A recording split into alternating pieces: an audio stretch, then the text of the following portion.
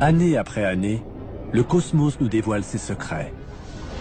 Ses explosions d'étoiles, ses gigantesques trous noirs, ces impressionnants nuages de gaz. Partout, sur Terre comme dans l'espace, des télescopes de haute technologie captent les signaux d'un univers invisible. D'un cosmos dont la taille, l'âge et la violence sont à peine concevables. Les télescopes élargissent sans cesse notre champ d'observation de l'univers. Les scientifiques se livrent une course effrénée à la découverte, à l'aide de télescopes toujours plus grands, toujours plus hauts et toujours plus perfectionnés. À chaque fois que nous explorons une nouvelle partie de l'univers, nous allons de découverte en surprise.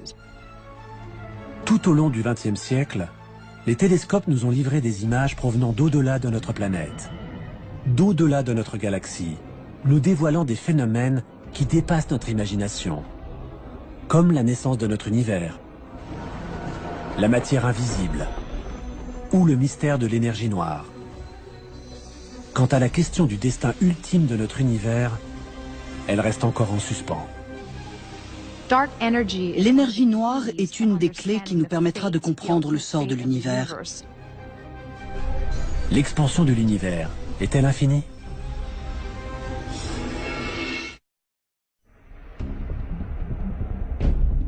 Au début du XXe siècle, l'univers connu se limitait à notre galaxie, la Voie lactée.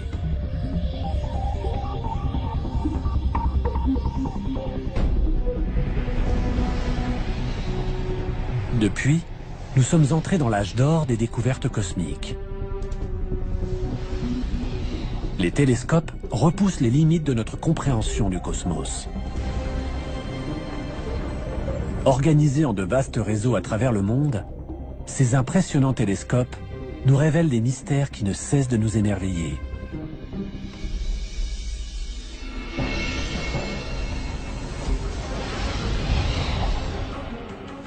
Nous contemplons, ébahis, la beauté des planètes de notre système solaire, les majestueux anneaux de Saturne, ou la course folle des nuages à la surface de Jupiter. Mais au-delà de notre système solaire, nous découvrons l'existence d'exoplanètes, orbitant autour d'autres soleils. Et par-delà notre galaxie, ce sont des centaines de milliards d'autres galaxies, comme celle d'Andromède, du Sombrero ou du Tourbillon, qui comptent chacune des centaines de milliards d'étoiles. Nous avons détecté des trous noirs gigantesques, tournoyant furieusement au cœur de certaines galaxies, dont la nôtre. Nous avons assisté à des supernovas, des explosions d'étoiles, à des millions d'années-lumière de la Terre, qui éjectent à des vitesses spectaculaires des gaz atteignant des températures phénoménales. Et à l'intérieur d'épais nuages de gaz et de poussière, s'élevant à plusieurs milliards de kilomètres, nous avons décelé la naissance de nouvelles étoiles. Les télescopes élargissent sans cesse notre champ d'observation de l'univers. Aujourd'hui, les télescopes les plus perfectionnés nous livrent des mystères jusqu'alors invisibles, que nous commençons seulement à comprendre. La matière noire, la trame invisible sur laquelle tout notre cosmos est bâti. Et l'énergie noire, une force invisible, mais d'une telle puissance qu'elle repousse les limites de notre univers. À chaque fois que nous explorons une nouvelle partie de l'univers, nous allons de découverte en surprise.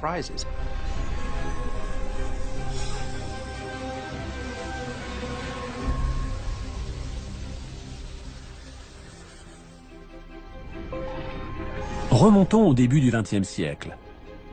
À l'époque, l'univers connu est bien plus petit. Il y a d'abord notre système solaire, avec le Soleil, la Terre et les autres planètes. Puis tout autour, les millions d'étoiles qui, avec le système solaire, forment notre galaxie, la Voie lactée. Et puis, plus rien. L'univers s'arrête là. Mais une question hante cependant les astronomes. La grande question qui agitait le début du XXe siècle était de savoir si l'univers ne se constituait que de notre Voie lactée ou s'il existait d'autres galaxies. Que s'est-il passé depuis? Comment les télescopes ont-ils réussi à révéler une si grande partie de notre cosmos jusqu'à atteindre ses extrémités?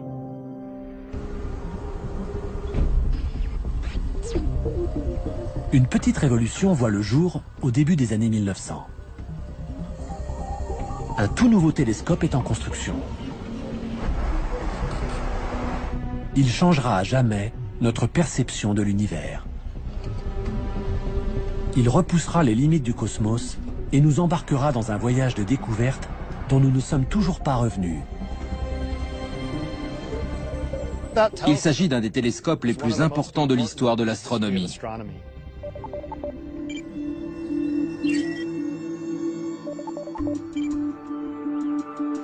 Voici comment tout a commencé. L'astronome que vous voyez là est en train de gravir le mont Wilson, qui du haut de ses 1742 mètres, domine la ville de Pasadena en Californie. Son but? Dépasser les nuages et la brume de la basse atmosphère qui déforment les images télescopiques. Il souhaite étudier la possibilité de construire un observatoire au sommet de ce mont, car l'air y est d'une grande pureté.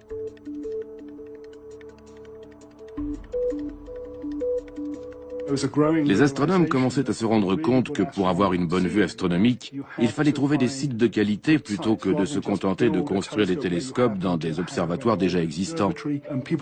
Il devenait évident que les montagnes de l'ouest des États-Unis offraient d'excellentes conditions. À l'époque, la simple idée d'installer un observatoire en haut d'une montagne est révolutionnaire et nécessite une lourde organisation logistique.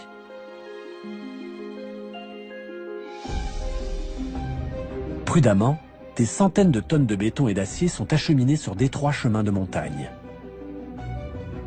Mais la pureté du ciel en vaut la peine. L'observatoire du mont Wilson deviendra le plus haut observatoire du monde, ainsi qu'une référence pour tous les autres observatoires construits par la suite. L'homme à l'origine de cet observatoire s'appelle George Ellery Hale. Il s'est donné pour objectif de résoudre le plus grand mystère du cosmos, découvrir s'il existe quelque chose au-delà de notre galaxie.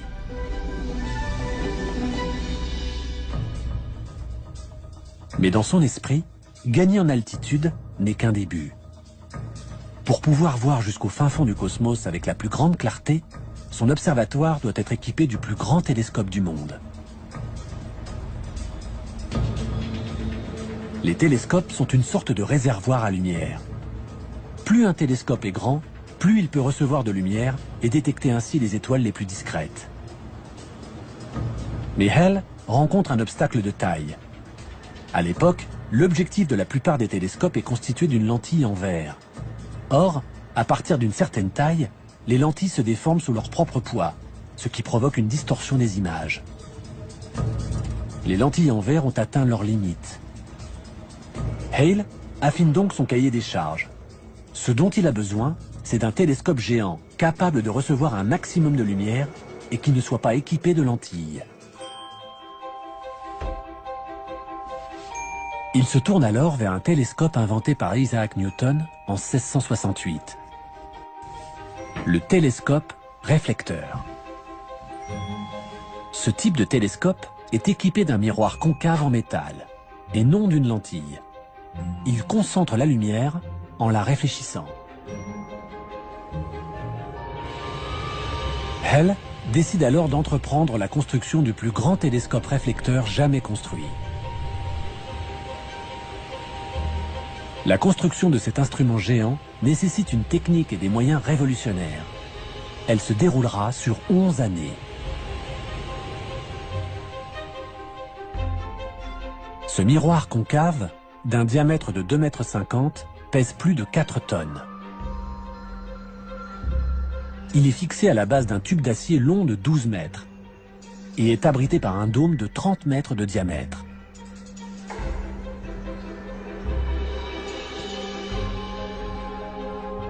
C'est finalement en 1917 que les foules médusées viennent admirer le plus grand télescope jamais construit au monde. The scientific eye of America. To this mecca of stargazers flock astronomers from all nations.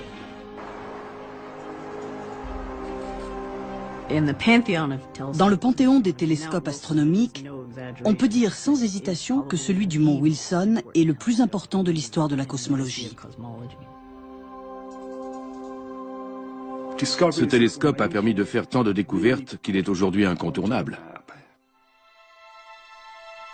Rapidement, cet immense télescope est dirigé vers une des plus vieilles énigmes de l'astronomie.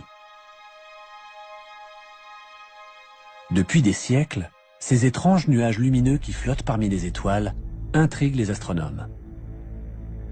Ce sont des nébuleuses. Certaines se présentent sous forme de tourbillons ovales, d'autres arborent de délicates spirales étoilées ou déploient dans le ciel leurs tentacules.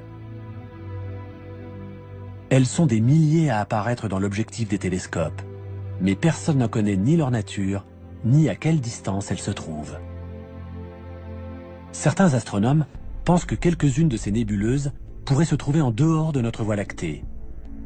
Ces nébuleuses seraient-elles alors ce que l'on appelle à l'époque des univers-îles, des galaxies semblables à la nôtre?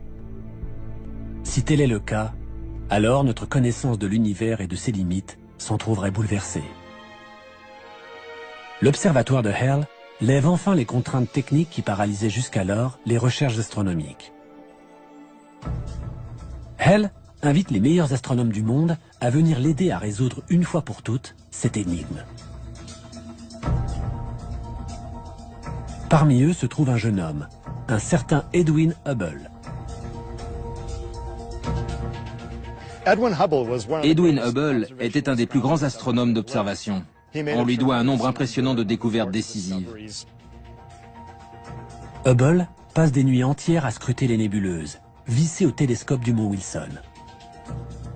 Une en particulier retient son attention, la nébuleuse d'Andromède. En effet, elle livre grâce au télescope des détails jusqu'alors invisibles. C'est finalement grâce à la puissance de ce télescope que les nébuleuses allaient devenir accessibles et que l'on ferait toutes ces découvertes qui allaient radicalement changer notre compréhension de l'univers.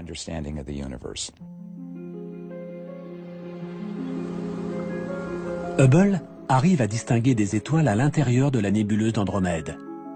Mais pour savoir s'il s'agit réellement d'un univers-île, qui se trouverait en dehors de la Voie lactée, il doit d'abord trouver à quelle distance elle se trouve de la Terre, ce qui est plus facile à dire qu'à faire. Réussir à calculer des distances dans l'immensité de l'univers est une des missions les plus délicates des astronomes. À l'instar des phares de voiture, plus les étoiles sont proches, plus elles brillent fort. C'est en connaissant leur véritable intensité lumineuse qu'il est possible d'établir leur distance. Cela revient un peu à connaître la puissance d'une ampoule électrique. Mais quand on ne dispose pas de cette donnée, cela complique les choses, comme nous l'explique l'astrophysicienne Kim Weaver. À cette distance, on a l'impression que les phares de la voiture semblent avoir la même intensité que celui de mon vélo. Mais plus la voiture approche, plus il semble évident que la véritable intensité de ces phares est supérieure à celle de la lampe de vélo. Pour les étoiles, c'est la même chose. Si l'on connaît la luminosité intrinsèque d'une étoile, alors on peut en déduire sa distance de la Terre. C'est ce qu'on appelle une chandelle standard. Heureusement pour Hubble, des astronomes venaient de découvrir un certain type d'étoile dont il était possible de calculer la luminosité absolue. Il s'agit des étoiles variables céphéides. Elles se reconnaissent à la variation périodique de leur luminosité. Il ne reste plus à Hubble qu'à trouver une de ces étoiles dans la nébuleuse d'Andromède.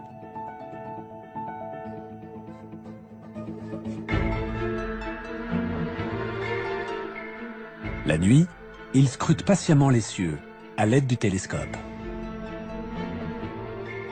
Et le jour, il analyse les clichés pris durant la nuit, dans l'espoir de repérer une étoile dont la luminosité aurait changé. Enfin, le 6 octobre 1923, après des mois de labeur, Hubble touche au but. Il repère une variable céphéide en bordure d'Andromède.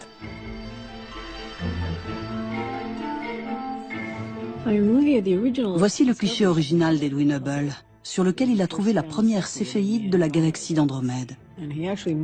Il a d'ailleurs marqué d'une croix la position de cette céphéide et ajouté VAR avec un point d'exclamation pour souligner le fait qu'il s'agissait d'une variable céphéide. C'est donc en comparant deux clichés qu'il s'est rendu compte du changement de luminosité de cette étoile.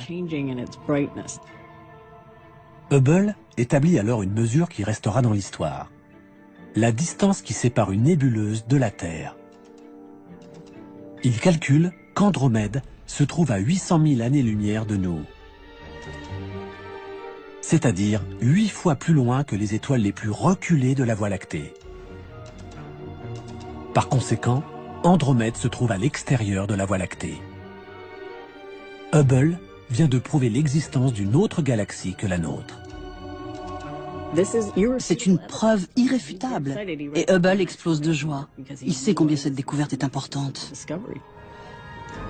Grâce à ses recherches, Hubble vient de faire exploser les frontières de notre univers.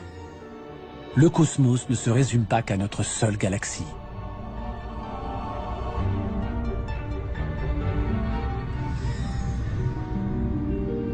Hubble découvre ensuite qu'Andromède n'est pas unique et qu'il existe encore des douzaines de nébuleuses qui sont en fait des galaxies. Les recherches de Hubble ont révolutionné notre vision de l'univers. Aujourd'hui encore, les télescopes les plus puissants au monde ne font qu'explorer l'univers découvert par Hubble. Capables de voir à des milliards d'années-lumière, ils ont fait connaître les centaines de milliards de nouvelles galaxies, comptant chacune plus de 100 milliards d'étoiles, qui emplissent l'univers. Multipliez tous ces chiffres entre eux, et vous obtiendrez plus d'étoiles dans le ciel que tous les grains de sable des déserts et des plages de la Terre entière. En l'espace d'un instant, l'univers est devenu des centaines de milliards de fois plus grand. Hubble, en prouvant l'existence d'autres galaxies en dehors de la nôtre, donne presque une dimension d'infini à notre univers.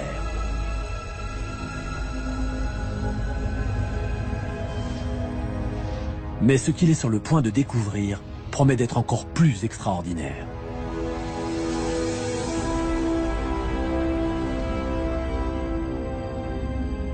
Au cours des années précédentes, certains astronomes avaient remarqué que de nombreuses nébuleuses, identifiées ensuite par Hubble comme des galaxies, s'éloignaient de nous. Hubble s'attache maintenant à en connaître la raison et commence par effectuer des analyses sur la lumière elle-même. Il utilise pour cela une méthode mise au point dans les années 1800. Voici un spectroscope construit vers 1880. Il fait partie de la première génération d'instruments utilisés pour étudier la lumière du Soleil. C'est le genre d'instrument qui a transformé l'astronomie, parce qu'il permet de décomposer la lumière comme jamais on n'aurait pu l'imaginer. Le spectroscope fait apparaître le spectre de la lumière blanche sous forme d'un arc-en-ciel de couleurs. Ce spectre contient des informations utiles pour comprendre le déplacement des étoiles. La lumière se compose d'ondes. Chaque couleur a sa propre longueur d'onde. La longueur d'onde de la lumière bleue est courte, tandis que celle de la lumière rouge est plus longue. Mais quand une galaxie fuse à travers l'univers, on peut observer depuis la Terre une variation de sa longueur d'onde. Si la galaxie se rapproche de la Terre, sa longueur d'onde se rétrécit et apparaît dans les tons bleus. Si la galaxie s'éloigne de nous, alors sa longueur d'onde s'étale et tire vers le rouge. C'est ce que l'on appelle le décalage vers le rouge. Ce phénomène peut servir de compteur de vitesse cosmique. Plus la vitesse d'éloignement de la galaxie est importante, plus sa longueur d'onde se décalera vers le rouge.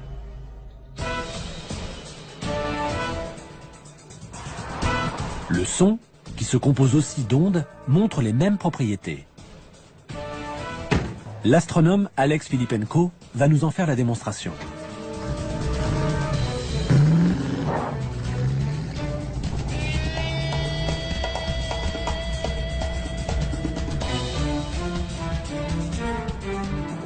Ça va être amusant. Je vais klaxonner. C'est parti. Le ton du klaxon est constant, bien que la voiture soit en mouvement. Le son qu'entend Filippenko depuis son siège de conducteur est constant. Il ne change pas. Filippenko va à présent rester au bord de la route pour écouter le son du klaxon quand la voiture passera devant lui.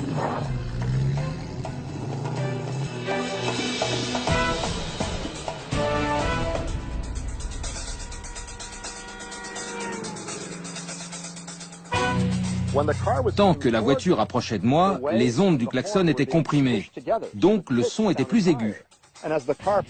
Mais quand elle a commencé à s'éloigner, les ondes se sont allongées et le son semblait plus grave. On a entendu...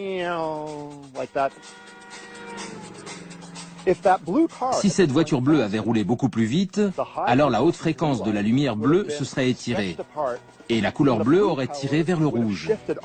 Nous aurions vu la voiture rouge. C'est ce qu'on appelle le décalage vers le rouge.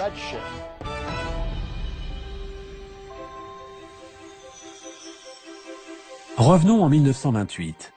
Hubble décide d'étudier le décalage vers le rouge de ces nouvelles galaxies, afin de connaître leur vitesse de déplacement. Il établit un tableau des vitesses des galaxies proches ou plus lointaines. Il cherche à savoir s'il existe une corrélation entre la vitesse de déplacement des galaxies et la distance à laquelle elles se trouvent. Hubble s'épuise des nuits durant à analyser la lumière des galaxies. Mais ses conclusions sont sidérantes. Il découvre que plus une galaxie se trouve loin, plus son décalage vers le rouge est prononcé. Donc, plus vite elle s'éloigne. En 1929, il avait réussi à établir une relation très intéressante entre ces deux phénomènes. Plus les nébuleuses étaient loin, plus elles s'éloignaient vite. Hubble en tire une conclusion stupéfiante. L'univers est en pleine expansion. Si les galaxies semblent s'éloigner de nous, c'est en fait dû à l'univers lui-même, qui ne cesse de croître. Je vais vous expliquer ce qui se passe dans un univers en expansion. Imaginons un univers hypothétique unidimensionnel où ces balles de ping-pong représentent les galaxies et l'élastique, l'univers qui les sépare. Plus l'univers s'étend, plus les balles s'éloignent les unes des autres. Et c'est l'univers tout entier qui s'étend. Plus il y a d'espace, plus on a l'impression que les galaxies les plus lointaines s'éloignent de nous. La découverte de Hubble est une des avancées les plus importantes de l'histoire de l'astronomie. L'univers n'est pas statique. Il ne cesse au contraire de grandir. Si ces galaxies s'éloignent les unes des autres, c'est parce que l'espace qui les sépare est en train de croître.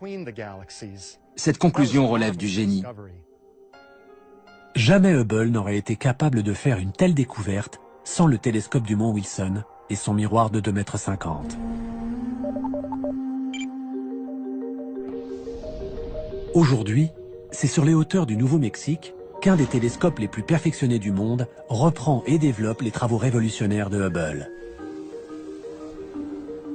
Le Sloan Digital Sky Survey étudie la lumière de centaines de milliers de galaxies en même temps. Chacun de ces disques en aluminium est en fait une carte des galaxies qui peuvent être observées pendant une partie de la nuit.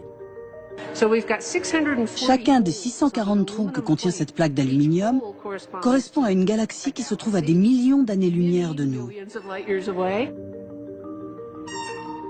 Ces trous sont reliés par des fibres optiques à une version améliorée du spectroscope utilisé par Edwin Hubble afin de mesurer le décalage vers le rouge de chaque galaxie.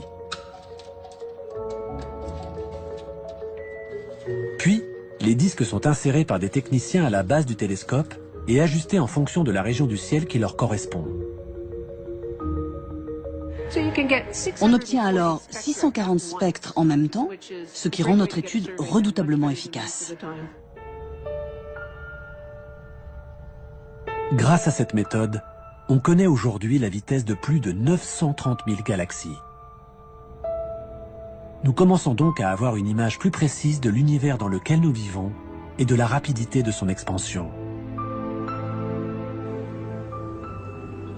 Mais en 1929, la découverte de Hubble pose une question de taille. Si l'univers est en pleine expansion, quelle est l'origine de ce mouvement ? Hubble s'est donc rendu compte que les étoiles s'éloignaient les unes des autres. Si on approfondit un peu, on finit par se poser la question de savoir si ces étoiles auraient pu être, autrefois, concentrées en un seul endroit. Les astronomes émettent alors une théorie révolutionnaire, celle du Big Bang. L'instant unique de la naissance de notre univers. Cette idée est à tel point révolutionnaire que les scientifiques ont du mal à y croire. Il était impossible d'observer ce phénomène. Cela paraissait absurde à l'époque.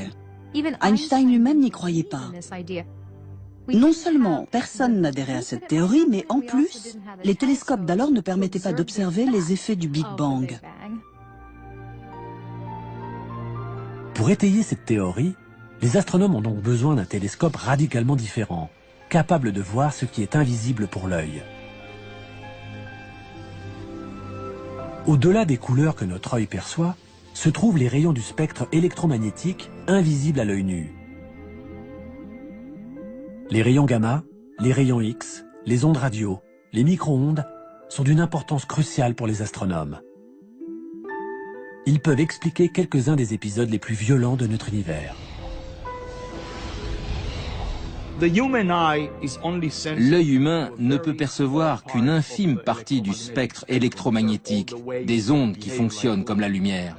Mais nous avons réussi à voir certaines parties de ce spectre, invisibles à l'œil nu. «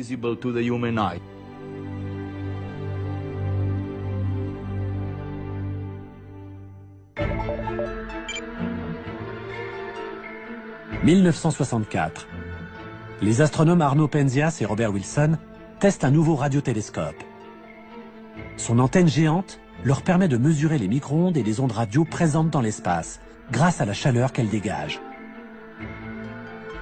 Selon leurs calculs, les étoiles de notre Voie lactée devraient émettre une faible chaleur.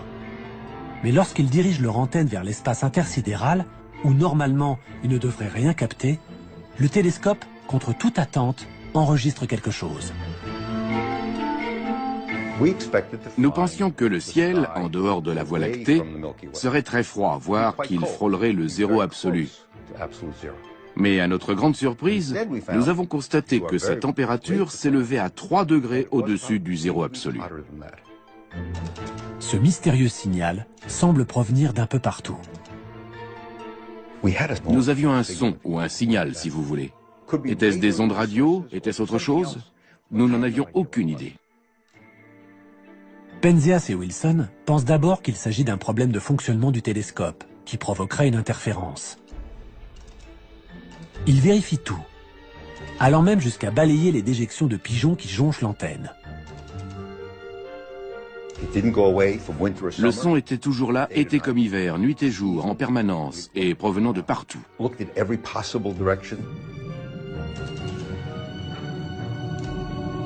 Étaient-ce les restes d'une explosion nucléaire ou des particules chargées qui flottaient dans l'atmosphère?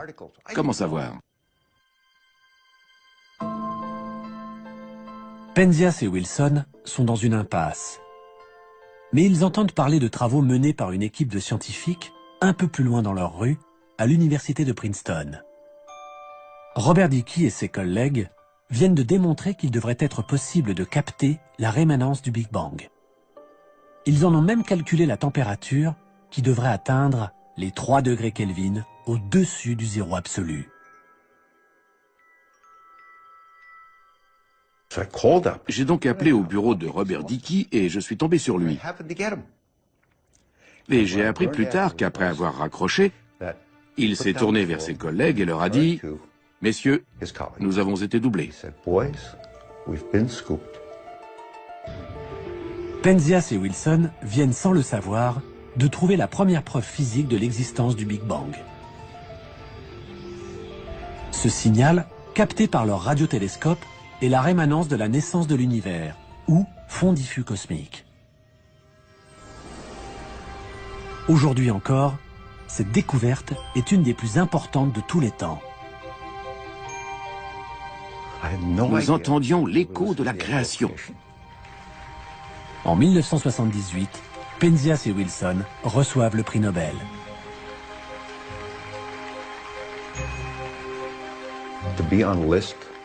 Se retrouver sur la même liste qu'Albert Einstein, dans la même lignée, était tout bonnement inconcevable. Comment se comparer à toutes ces personnalités qui avaient reçu des prix Nobel? Cette découverte, en 1964, de l'écho de la radiation du Big Bang, a été la toute première preuve d'un Big Bang chaud de l'origine de l'univers. Penzias et Wilson avaient donc mis le doigt sur une preuve directe du Big Bang. Mais il faudra attendre encore 37 ans et l'arrivée d'une technologie micro-ondes bien plus sophistiquée pour comprendre comment le Big Bang a pu créer l'univers tel que nous le connaissons aujourd'hui.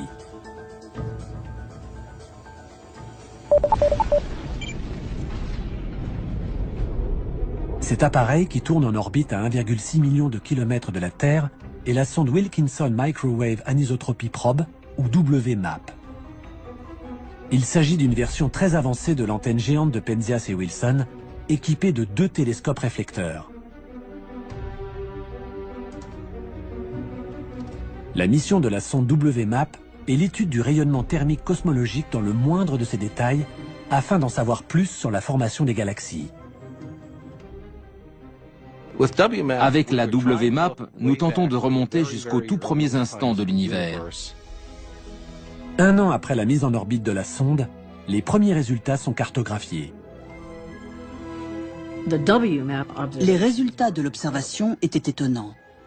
Au lieu d'une radiation diffuse homogène, nous mesurions des changements de température d'1 millième de pourcentage sur tout l'univers. La WMAP décèle d'infimes fluctuations de température.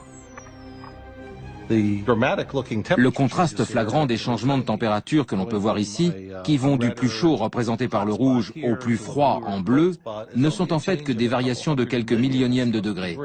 Ces variations sont donc infimes, mais elles révèlent à l'échelle du ciel des informations d'une importance capitale pour nous. Ces minuscules points rouges correspondent à des endroits où la matière semble se concentrer et où des noyaux de galaxies finiront par apparaître. Ces indices, ces preuves, nous donnent des renseignements cruciaux sur l'origine des étoiles et des galaxies. Grâce à la sonde WMAP, les astronomes recueillent des informations sur les premiers instants de l'univers qui ont suivi le Big Bang. Nous pouvons en déduire ce qui s'est passé au cours du premier milliardième de la première seconde de l'univers. Je trouve vertigineux de pouvoir remonter si loin dans l'histoire de l'univers. La précision de la sonde WMAP permet aussi aux astronomes de résoudre une autre des grandes énigmes du cosmos: l'âge exact de l'univers. Pour la première fois, les astronomes disposent d'un chiffre précis. Nous savons aujourd'hui que l'univers a environ 13,7 milliards d'années. C'est beaucoup, mais ce n'est pas infini, alors que cela aurait pu être le cas. C'est là une autre des grandes découvertes scientifiques du XXe siècle. Jamais aucun autre télescope n'a été capable de nous faire voyager aussi loin de la Terre et aussi près de la naissance du cosmos. Il nous donne à voir les frontières de l'univers et nous en dévoile des détails insoupçonnés. Mais les micro-ondes qu'il enregistre sont invisibles pour l'œil humain. Sera-t-il possible un jour de contempler les toutes premières galaxies de l'univers de nos propres yeux, dans la lumière visible? Oui, mais pour cela, les télescopes optiques devront bénéficier eux aussi d'une avancée technologique qui les fera prendre leur envol. Liftoff of the Space Shuttle Discovery with the Hubble Space Telescope, our window on the universe. La NASA lance le télescope le plus célèbre jamais construit.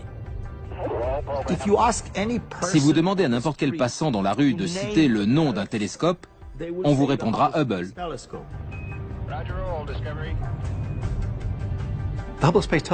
Le télescope spatial Hubble est certainement le télescope le plus productif de l'histoire. Son impact historique est comparable à la première fois où Galilée a dirigé son télescope vers le ciel. Ce télescope de 12 tonnes est un monument à la mémoire de l'homme qui a fait reculer les frontières de notre univers connu. Après une course folle dans l'atmosphère terrestre, il est mis en orbite à près de 600 km au-dessus de nos têtes.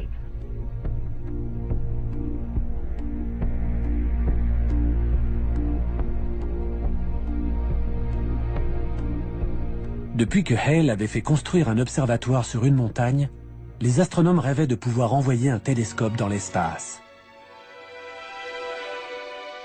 Ici, bien loin de toutes les interférences de l'atmosphère terrestre, aucun nuage, aucun brouillard, aucune turbulence ne vient obscurcir la lumière de l'univers. Le fait d'avoir un télescope dans l'espace nous offre une vue imprenable sur l'univers, et c'est Hubble qui nous a fait remonter le plus loin dans le temps et dans l'espace. Et Hubble, lui, observe la lumière visible. Hubble nous donne les images que nous serions capables de voir si nous étions dans le vide, si nous avions des yeux de 2 mètres et que nous puissions les garder ouverts pendant une semaine. Voilà ce que nous verrions. Ce ne sont pas des images de synthèse, ce sont des photos numériques. Ces photos étonnantes de clarté, prises par Hubble, sont les images les plus extraordinaires qui nous soient parvenues de l'univers. Des restes d'explosions d'étoiles qui fusent dans l'espace. D'immenses nuages de gaz et de poussière d'où naissent de nouvelles étoiles. De lointaines galaxies tourbillonnant dans l'espace. Et qui, entrant en collision, créent de nouvelles supergalaxies. Je crois que mon image préférée est celle de la nébuleuse Papillon. C'est une nébuleuse dont s'échappent des gaz à presque 1 million de km/h.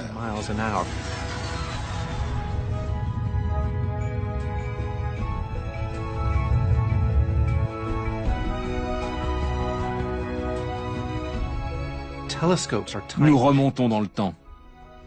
Nous pouvons voir des photos dont le voyage a commencé il y a 13 milliards d'années et qui ont mis autant de temps pour arriver jusqu'à nous. Ce n'est pas seulement dans l'espace que nous voyageons, mais aussi dans le temps. En 1995, les astronomes décident de tester la capacité de Hubble à remonter dans le passé. Ils le dirigent vers un minuscule point noir de l'univers et attendent de voir ce que Hubble leur transmettra.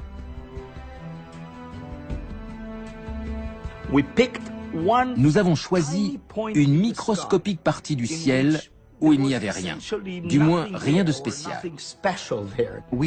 Nous avons fixé pendant 10 jours un point noir dans le ciel.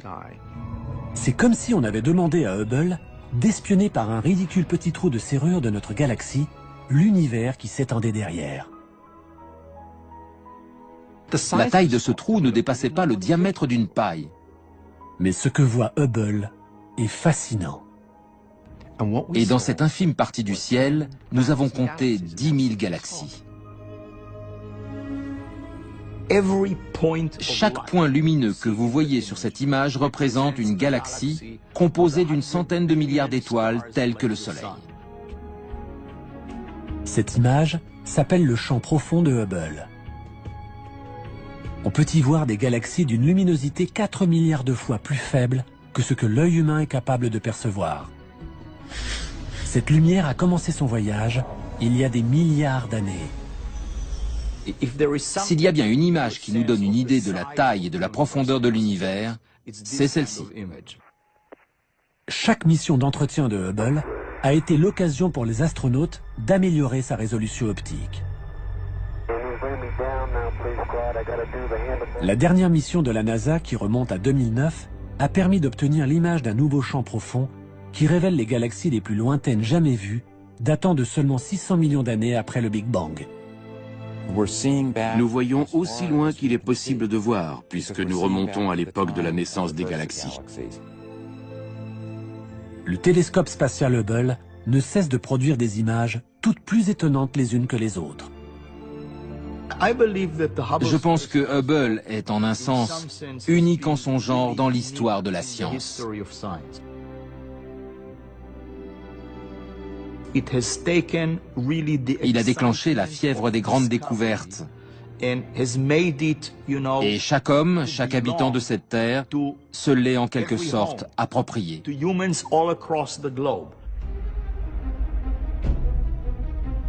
Hubble a permis de mettre les mystères de notre cosmos sous le feu des projecteurs. Il travaille aujourd'hui avec un vaste réseau de super télescopes modernes.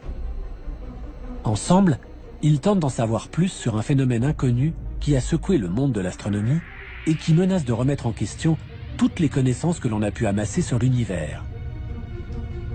Une force énigmatique que l'on a baptisée énergie noire. L'énergie noire est une énigme absolument totale. C'est une énergie qui semble avoir été créée de rien, du vide sidéral. Nous ne savons pas ce que c'est. Rien ne laissait présager de la découverte d'une telle énergie noire.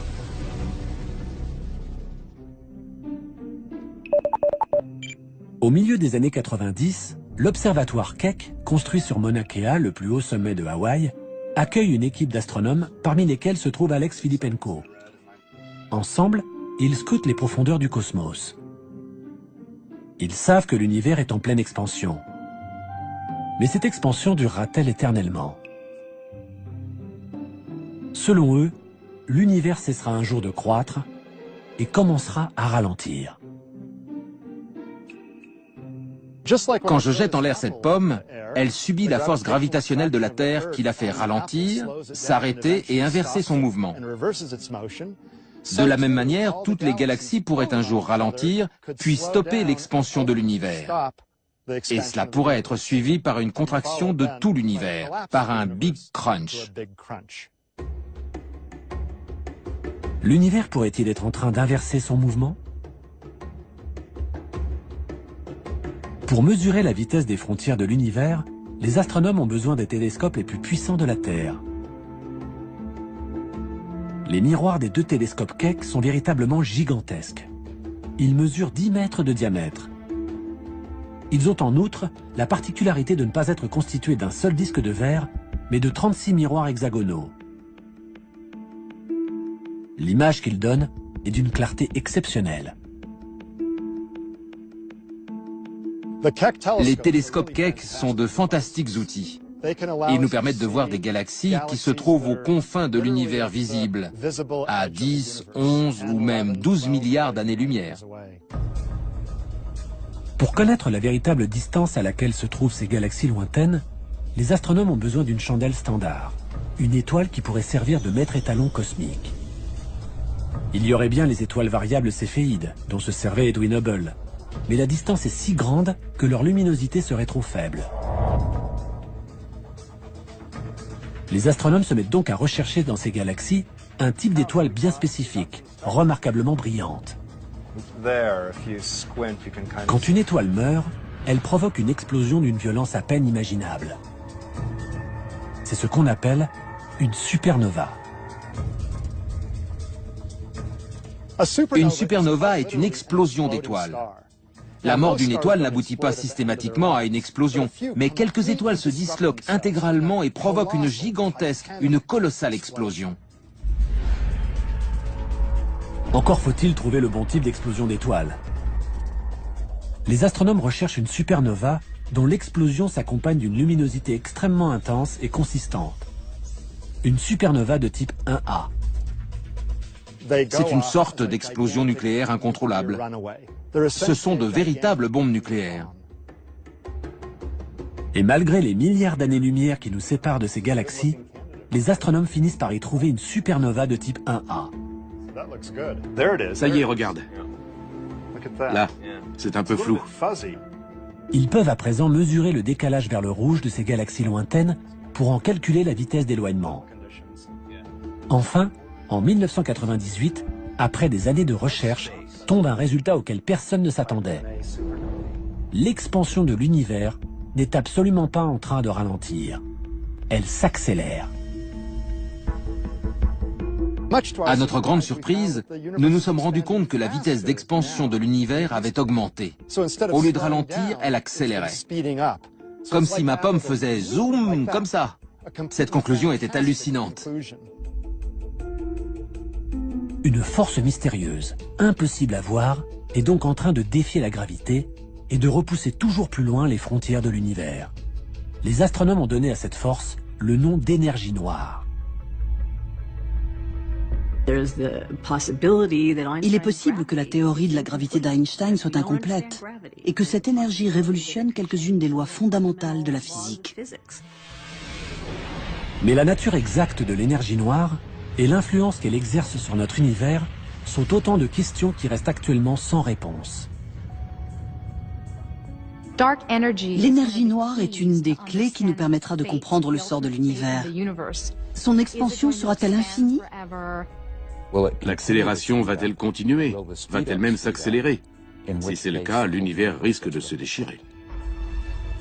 La seule chose dont les astronomes soient sûrs, c'est que cette énergie noire remplit la majeure partie de l'univers. Depuis, nous avons découvert que cette énergie noire constitue 72% de la densité d'énergie de notre univers. Et malgré cela, nous ne savons pas ce que c'est. Pour vous faire comprendre la taille de l'énigme devant laquelle nous nous trouvons, prenons l'exemple de la Terre qui est recouverte à 70% d'eau. Et imaginons que nous n'ayons absolument aucune idée de ce qu'est l'eau. C'est ce qui se passe avec l'énergie noire. Et comme si un seul mystère invisible ne suffisait pas, les scientifiques du laboratoire de la NASA, dédiés à la propulsion à réaction, sont en train d'étudier une substance invisible, tout aussi mystérieuse, la matière noire. La matière noire est invisible. On ne peut la voir qu'en observant la distorsion des objets qui se trouvent derrière. Les images prises par le télescope Hubble servent aussi à présent à localiser la matière noire dans l'univers. On peut voir sur les photos que cette substance invisible dévie la lumière. Ce phénomène est comparable à ce qui se passe dans une piscine. Quand on jette une pièce au fond d'une piscine et qu'on la suit du regard, elle ne disparaît pas de notre vue, parce que la lumière réfléchie par la pièce traverse l'eau. L'eau est en quelque sorte invisible. Mais la pièce semble un peu déformée parce que le trajet qu'emprunte la lumière n'est pas droit. Il est déformé par l'eau avant d'atteindre notre œil. La matière noire a les mêmes propriétés. Elle exerce un fort pouvoir gravitationnel sur la lumière qui provient des galaxies lointaines. Ce que nous voyons ici est la lumière d'une galaxie lointaine qui vient vers nous en passant au travers de cette matière noire. Et on voit bien qu'en la traversant, son trajet est modifié. Les astronomes ont calculé que cette matière noire remplit 23% de l'univers. Ajoutez à cela l'énergie noire, et il ne reste plus que 5% de l'univers qui ne soit pas invisible. Cela fait maintenant 400 ans que nous étudions le ciel à l'aide de télescopes. Et pourtant, 95% de l'univers nous est encore complètement inconnu. La prochaine étape est enclenchée.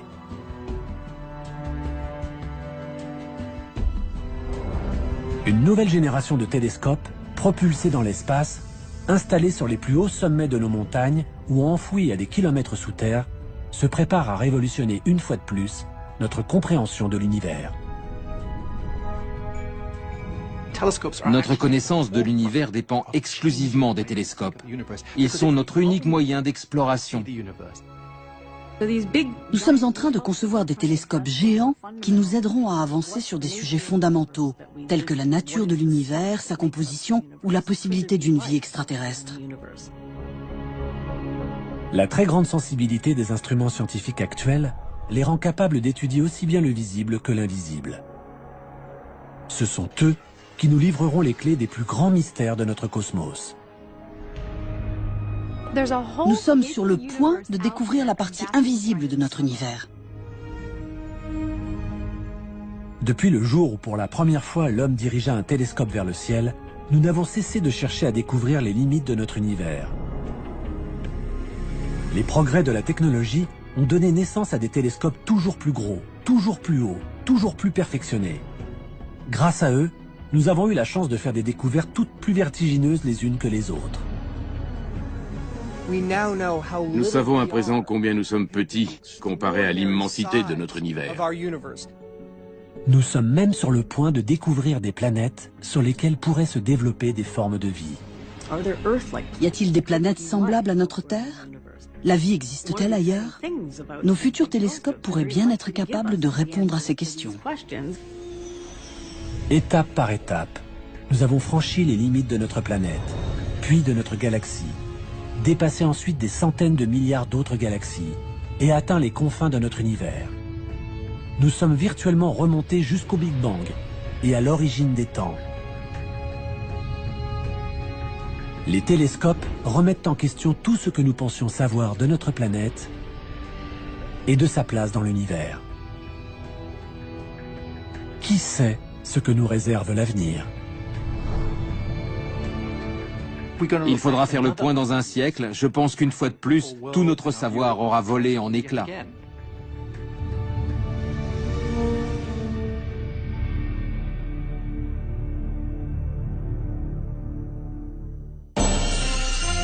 Et oui, l'univers n'a pas fini de tarabuster les chercheurs, et les chercheurs amateurs que nous sommes. Dans un instant, nous filons au soleil. Et pour les bonus, cliquez sur arte.tv/étoile.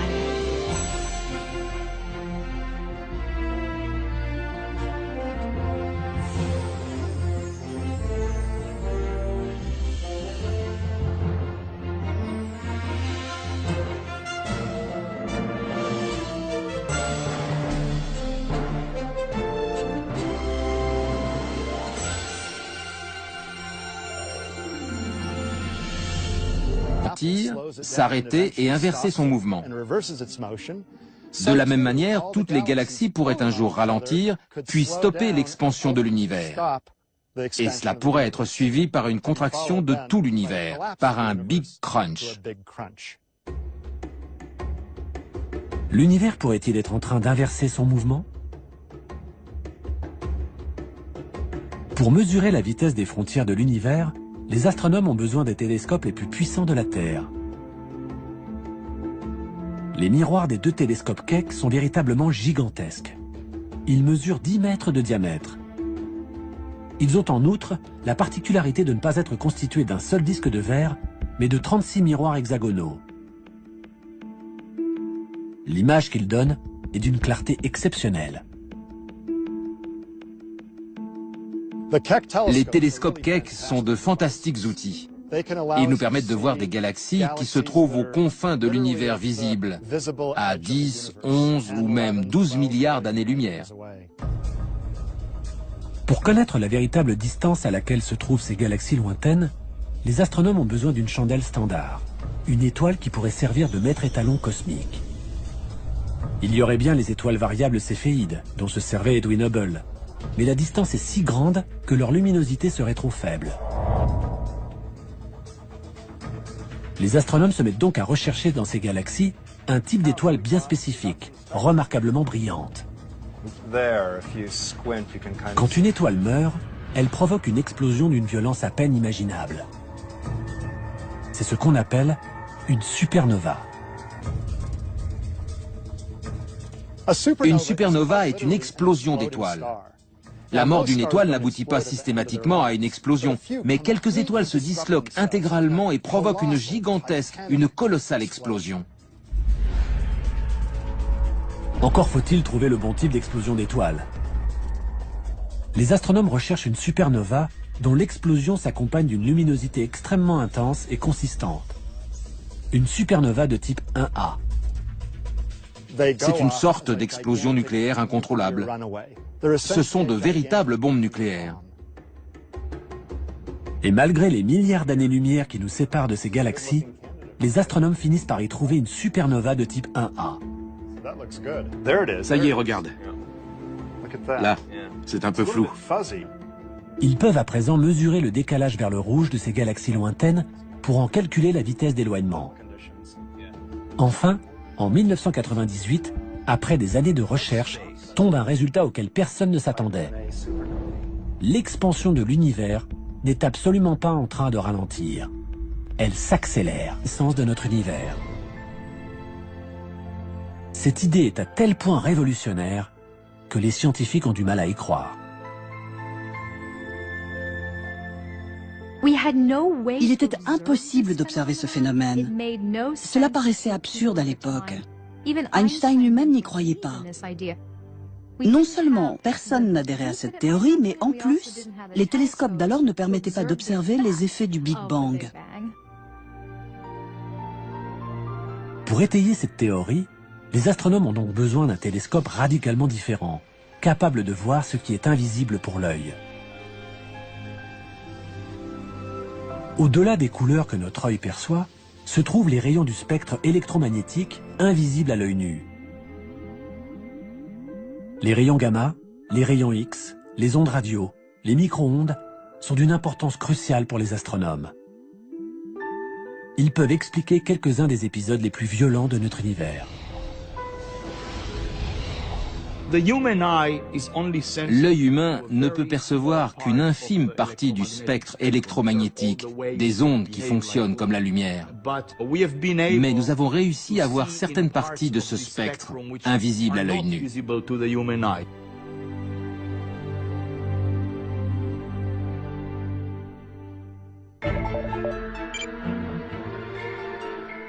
« 1964. Les astronomes Arno Penzias et Robert Wilson testent un nouveau radiotélescope. Son antenne géante leur permet de mesurer les micro-ondes et les ondes radio présentes dans l'espace, grâce à la chaleur qu'elles dégagent. Selon leurs calculs, les étoiles de notre Voie lactée devraient émettre une faible chaleur. Mais lorsqu'ils dirigent leur antenne vers l'espace intersidéral, où normalement ils ne devraient rien capter, le télescope, contre toute attente, enregistre quelque chose. Nous pensions que le ciel, en dehors de la Voie lactée, serait très froid, voire qu'il frôlerait le zéro absolu. Mais à notre grande surprise, nous avons constaté que sa température s'élevait à 3 degrés au-dessus du zéro absolu. Ce mystérieux signal semble provenir d'un peu partout. Nous avions un son, ou un signal, si vous voulez. Était-ce des ondes radio? Était-ce autre chose? Nous n'en avions aucune idée. Penzias et Wilson pensent d'abord qu'il s'agit d'un problème de fonctionnement du télescope, qui provoquerait une interférence. Ils vérifient tout, allant même jusqu'à balayer les déjections de pigeons qui jonchent l'antenne. Le son était toujours là, été comme hiver, nuit et jour, en permanence, et provenant de partout. Multipliez tous ces chiffres entre eux, et vous obtiendrez plus d'étoiles dans le ciel que tous les grains de sable des déserts et des plages de la Terre entière. En l'espace d'un instant, l'univers est devenu des centaines de milliards de fois plus grand. Hubble, en prouvant l'existence d'autres galaxies en dehors de la nôtre, donne presque une dimension d'infini à notre univers.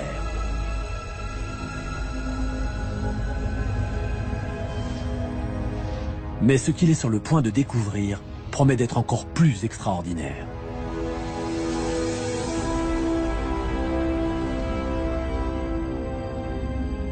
Au cours des années précédentes, certains astronomes avaient remarqué que de nombreuses nébuleuses, identifiées ensuite par Hubble comme des galaxies, s'éloignaient de nous.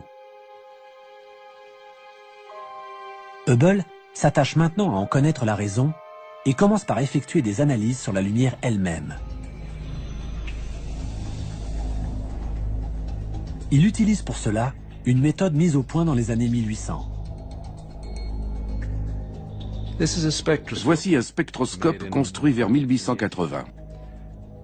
Il fait partie de la première génération d'instruments utilisés pour étudier la lumière du Soleil. C'est le genre d'instrument qui a transformé l'astronomie. parce qu'il permet de décomposer la lumière comme jamais on n'aurait pu l'imaginer. Le spectroscope fait apparaître le spectre de la lumière blanche sous forme d'un arc-en-ciel de couleurs. Ce spectre contient des informations utiles pour comprendre le déplacement des étoiles. La lumière se compose d'ondes. Chaque couleur a sa propre longueur d'onde. La longueur d'onde de la lumière bleue est courte, tandis que celle de la lumière rouge est plus longue. Mais quand une galaxie fuse à travers l'univers, on peut observer depuis la Terre une variation de sa longueur d'onde. Si la galaxie se rapproche de la Terre, sa longueur d'onde se rétrécit et apparaît dans les tons bleus. Si la galaxie s'éloigne de nous, alors sa longueur d'onde s'étale et tire vers le rouge. C'est ce que l'on appelle le décalage vers le rouge. Ce phénomène peut servir de compteur de vitesse cosmique. Plus la vitesse d'éloignement de la galaxie est importante, plus sa longueur d'onde se décalera vers le rouge.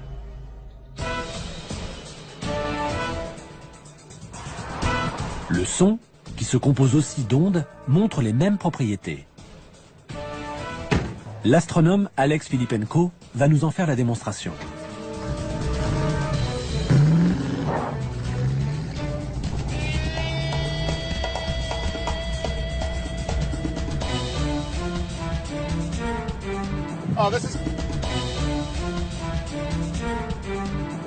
Ça va être amusant.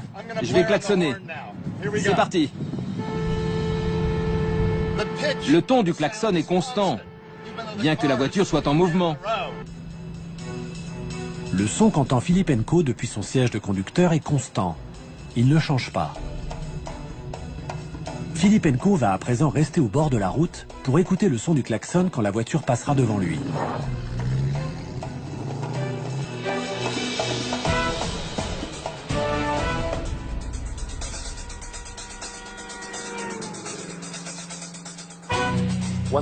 Tant que la voiture approchait de moi, les ondes du klaxon étaient comprimées, donc le son était plus aigu. Mais quand elle a commencé à s'éloigner, les ondes se sont allongées et le son semblait plus grave. On a entendu... Si cette voiture bleue avait roulé beaucoup plus vite, alors la haute fréquence de la lumière bleue se serait étirée et la couleur bleue aurait tiré vers le rouge. Nous aurions vu la voiture rouge. C'est ce qu'on appelle le décalage vers le rouge.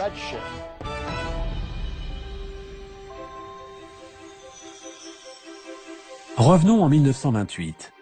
Hubble décide d'étudier le décalage vers le rouge de ces nouvelles galaxies, afin de connaître leur vitesse de déplacement.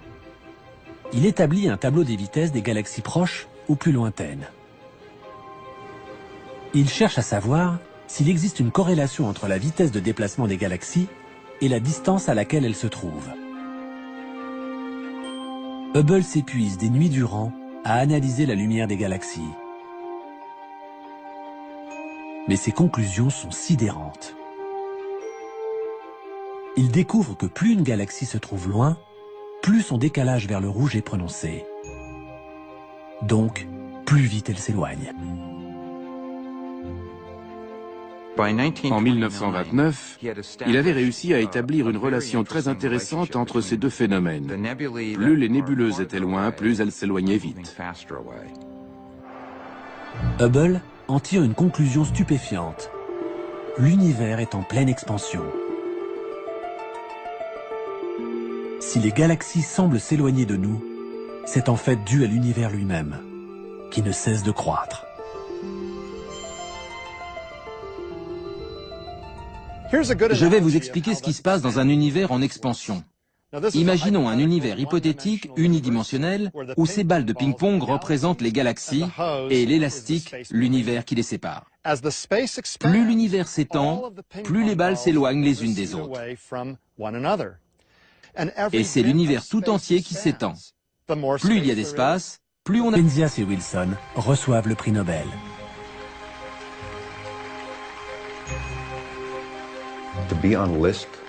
Se retrouver sur la même liste qu'Albert Einstein, dans la même lignée, était tout bonnement inconcevable.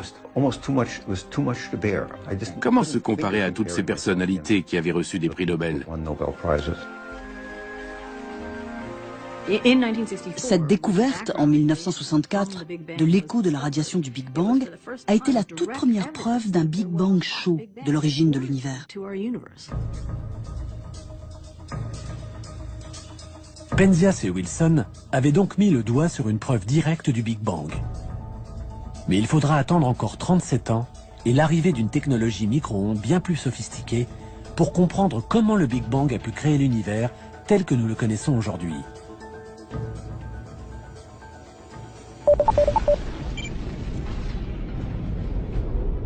Cet appareil, qui tourne en orbite à 1,6 million de kilomètres de la Terre, est la sonde Wilkinson Microwave Anisotropy Probe, ou WMAP.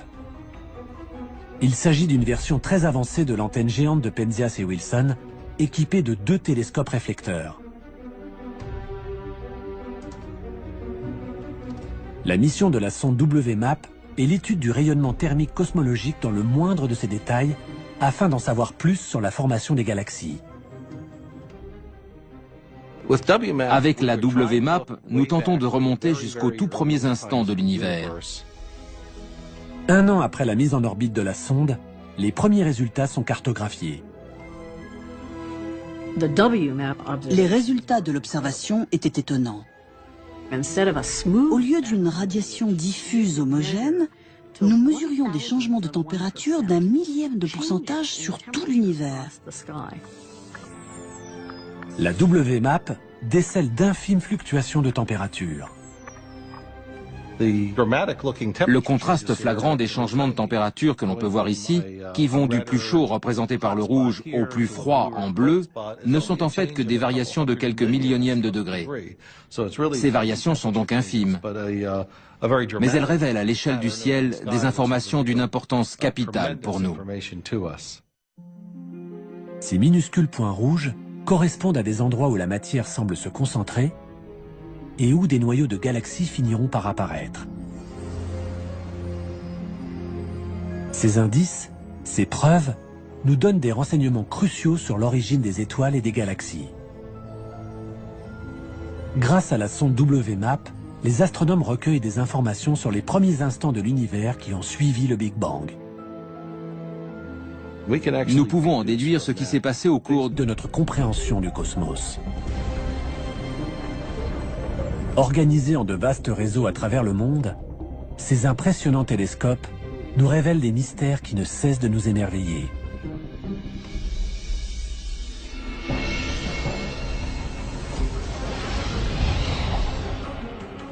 Nous contemplons, ébahis, la beauté des planètes de notre système solaire.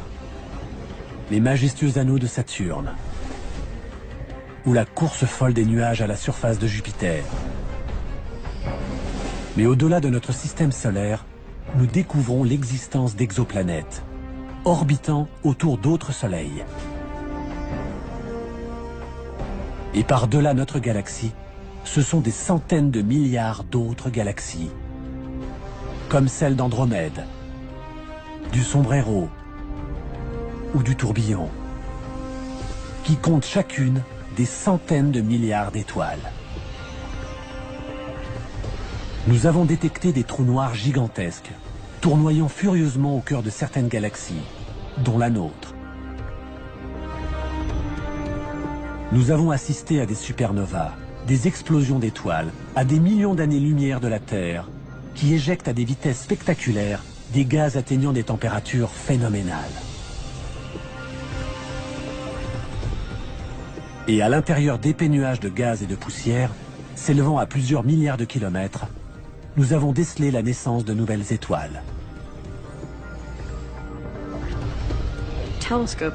Les télescopes élargissent sans cesse notre champ d'observation de l'univers.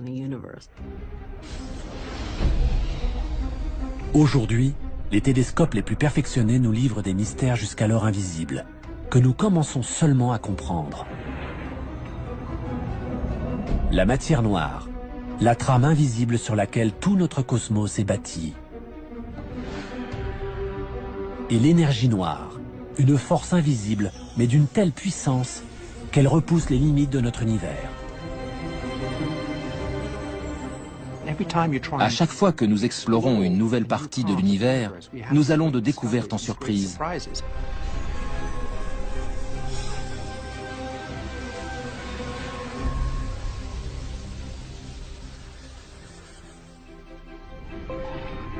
Remontons au début du XXe siècle. À l'époque, l'univers connu est bien plus petit. Il y a d'abord notre système solaire, avec le Soleil, la Terre et les autres planètes. Puis tout autour, les millions d'étoiles qui, avec le système solaire, forment notre galaxie, la Voie lactée. Et puis plus rien. L'univers s'arrête là.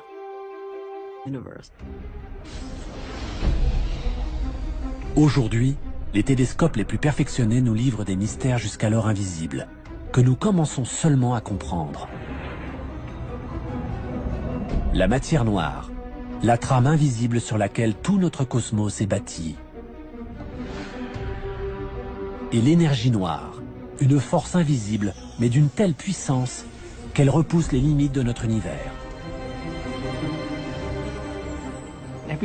À chaque fois que nous explorons une nouvelle partie de l'univers, nous allons de découverte en surprise.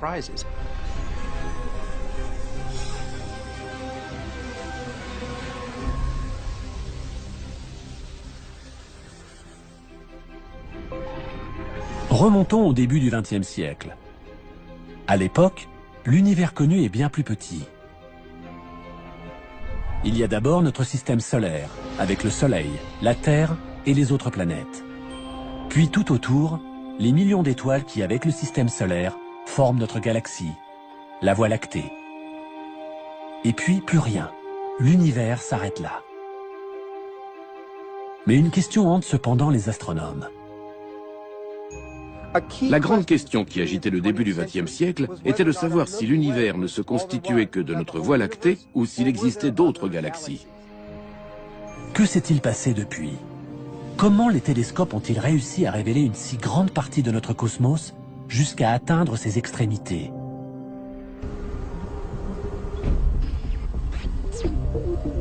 Une petite révolution voit le jour au début des années 1900. Un tout nouveau télescope est en construction. Il changera à jamais notre perception de l'univers. Il repoussera les limites du cosmos et nous embarquera dans un voyage de découverte dont nous ne sommes toujours pas revenus. Il s'agit d'un des télescopes les plus importants de l'histoire de l'astronomie.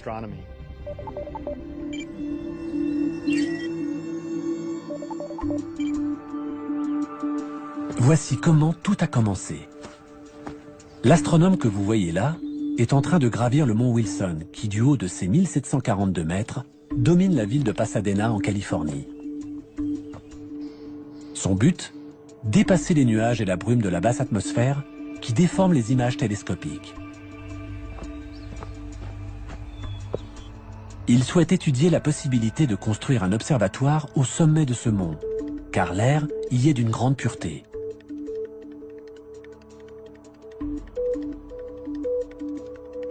Les astronomes commençaient à se rendre compte que pour avoir une bonne vue astronomique, il fallait trouver des... de l'univers n'est absolument pas en train de ralentir. Elle s'accélère.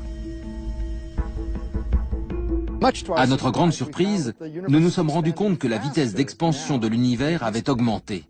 Au lieu de ralentir, elle accélérait. Comme si ma pomme faisait zoom, comme ça. Cette conclusion était hallucinante. Une force mystérieuse, impossible à voir, est donc en train de défier la gravité et de repousser toujours plus loin les frontières de l'univers. Les astronomes ont donné à cette force le nom d'énergie noire. Il est possible que la théorie de la gravité d'Einstein soit incomplète et que cette énergie révolutionne quelques-unes des lois fondamentales de la physique. Mais la nature exacte de l'énergie noire et l'influence qu'elle exerce sur notre univers sont autant de questions qui restent actuellement sans réponse. L'énergie noire est une des clés qui nous permettra de comprendre le sort de l'univers. Son expansion sera-t-elle infinie? L'accélération va-t-elle continuer? Va-t-elle même s'accélérer? Si c'est le cas, l'univers risque de se déchirer. La seule chose dont les astronomes soient sûrs, c'est que cette énergie noire remplit la majeure partie de l'univers. Depuis, nous avons découvert que cette énergie noire constitue 72% de la densité d'énergie de notre univers. Et malgré cela, nous ne savons pas ce que c'est. Pour vous faire comprendre la taille de l'énigme devant laquelle nous nous trouvons, prenons l'exemple de la Terre qui est recouverte à 70% d'eau. Et imaginons que nous n'ayons absolument aucune idée de ce qu'est l'eau. C'est ce qui se passe avec l'énergie noire. Et comme si un seul mystère invisible ne suffisait pas, les scientifiques du laboratoire de la NASA, dédiés à la propulsion à réaction, sont en train d'étudier une substance invisible, tout aussi mystérieuse, la matière noire. La matière noire est invisible. On ne peut la voir qu'en observant la distorsion des objets qui se trouvent derrière. Les images prises par le télescope Hubble servent aussi à présent à localiser la matière noire dans l'univers. On peut voir sur les photos que cette substance invisible dévie la lumière. Ce phénomène est comparable à ce qui se passe dans une piscine.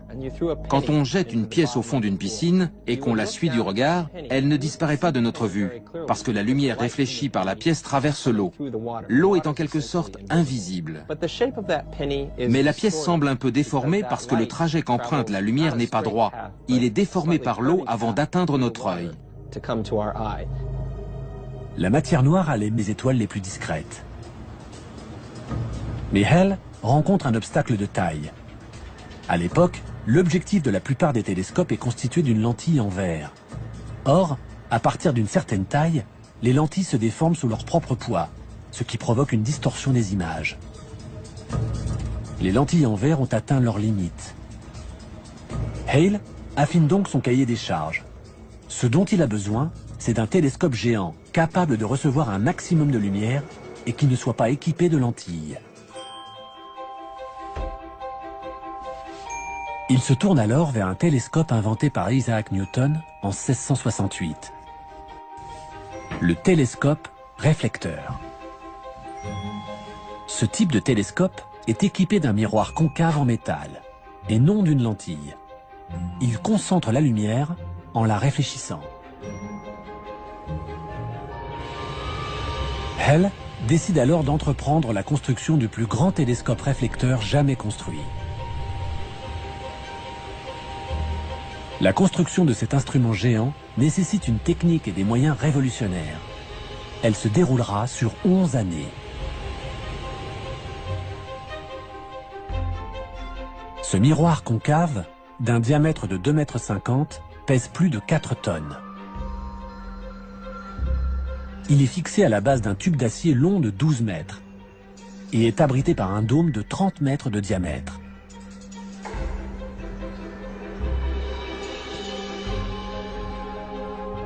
C'est finalement en 1917 que les foules médusées viennent admirer le plus grand télescope jamais construit au monde. The scientific eye of America. To this mecca of stargazers flock astronomers from all nations.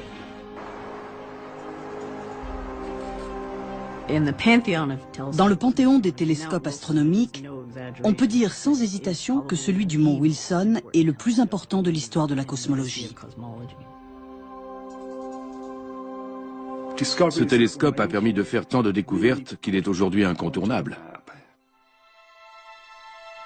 Rapidement, cet immense télescope est dirigé vers une des plus vieilles énigmes de l'astronomie. Depuis des siècles, ces étranges nuages lumineux qui flottent parmi les étoiles intriguent les astronomes. Ce sont des nébuleuses. Certaines se présentent sous forme de tourbillons ovales, d'autres arborent de délicates spirales étoilées ou déploient dans le ciel leurs tentacules. Elles sont des milliers à apparaître dans l'objectif des télescopes, mais personne ne connaît ni leur nature, ni à quelle distance elles se trouvent. Ça va être amusant. Je vais klaxonner. C'est parti. Le ton du klaxon est constant, bien que la voiture soit en mouvement. Le son qu'entend Filipenko depuis son siège de conducteur est constant. Il ne change pas. Filipenko va à présent rester au bord de la route pour écouter le son du klaxon quand la voiture passera devant lui.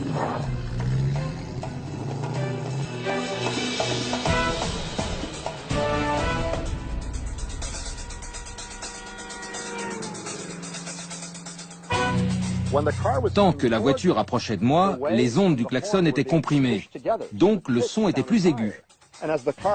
Mais quand elle a commencé à s'éloigner, les ondes se sont allongées et le son semblait plus grave. On a entendu... Si cette voiture bleue avait roulé beaucoup plus vite, alors la haute fréquence de la lumière bleue se serait étirée et la couleur bleue aurait tiré vers le rouge.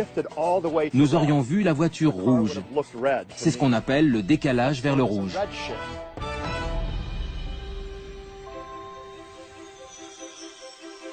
Revenons en 1928.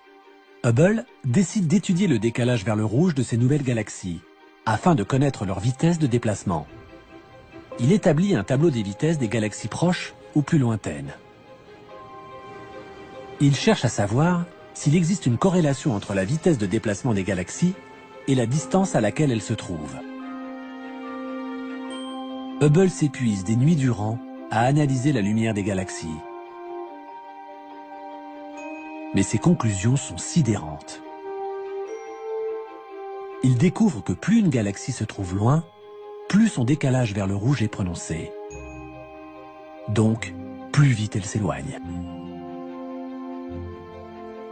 En 1929, il avait réussi à établir une relation très intéressante entre ces deux phénomènes. Plus les nébuleuses étaient loin, plus elles s'éloignaient vite. Hubble en tire une conclusion stupéfiante. L'univers est en pleine expansion. Si les galaxies semblent s'éloigner de nous, c'est en fait dû à l'univers lui-même, qui ne cesse de croître. Je vais vous expliquer ce qui se passe dans un univers en expansion. Imaginons un univers hypothétique unidimensionnel où ces balles de ping-pong représentent les galaxies et l'élastique, l'univers qui les sépare. Plus l'univers s'étend, plus les balles s'éloignent les unes des autres. Et c'est l'univers tout entier qui s'étend. Plus il y a d'espace, plus on a l'impression que les galaxies... C'est finalement en 1917 que les foules médusées viennent admirer le plus grand télescope jamais construit au monde. The scientific eye of America. To this mecca of stargazers flock astronomers from all nations.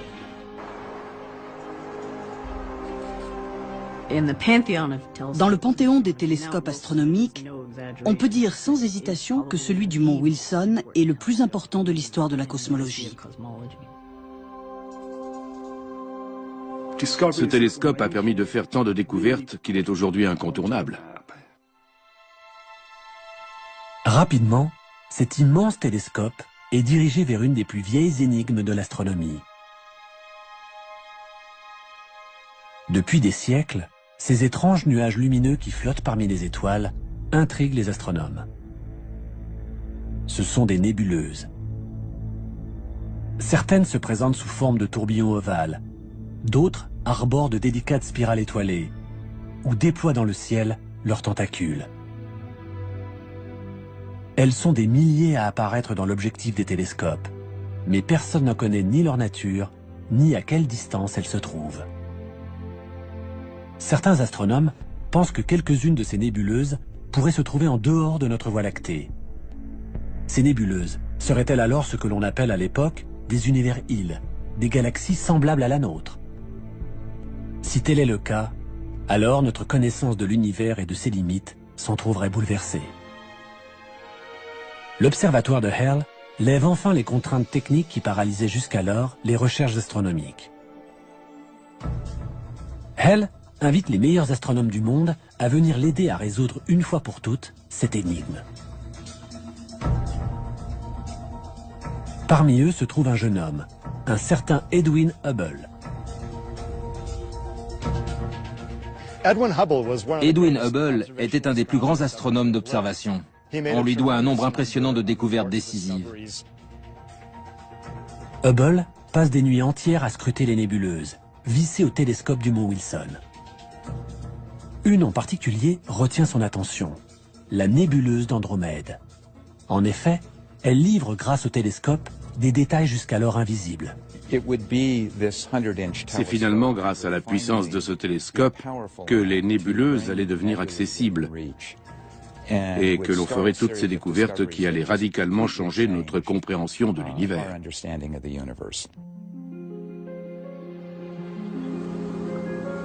Hubble arrive à distinguer des étoiles à l'intérieur de la nébuleuse d'Andromède. Mais pour savoir s'il s'agit réellement d'un univers illégal, les télescopes élargissent sans cesse notre champ d'observation de l'univers. aujourd'hui, les télescopes les plus perfectionnés nous livrent des mystères jusqu'alors invisibles, que nous commençons seulement à comprendre.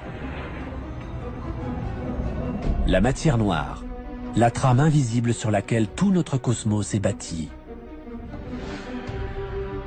Et l'énergie noire, une force invisible, mais d'une telle puissance qu'elle repousse les limites de notre univers. À chaque fois que nous explorons une nouvelle partie de l'univers, nous allons de découverte en surprise.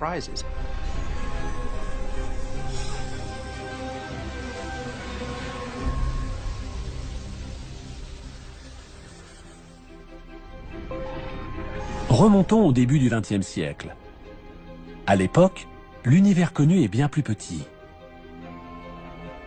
Il y a d'abord notre système solaire, avec le Soleil, la Terre et les autres planètes. Puis tout autour, les millions d'étoiles qui, avec le système solaire, forment notre galaxie, la Voie lactée. Et puis plus rien. L'univers s'arrête là. Mais une question hante cependant les astronomes. La grande question qui agitait le début du XXe siècle était de savoir si l'univers ne se constituait que de notre Voie lactée ou s'il existait d'autres galaxies. Que s'est-il passé depuis? Comment les télescopes ont-ils réussi à révéler une si grande partie de notre cosmos jusqu'à atteindre ses extrémités?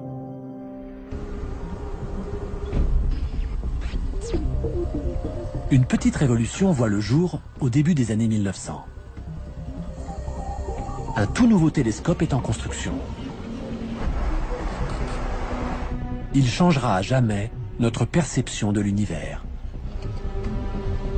Il repoussera les limites du cosmos et nous embarquera dans un voyage de découverte dont nous ne sommes toujours pas revenus. Il s'agit d'un des télescopes les plus importants de l'histoire de l'astronomie.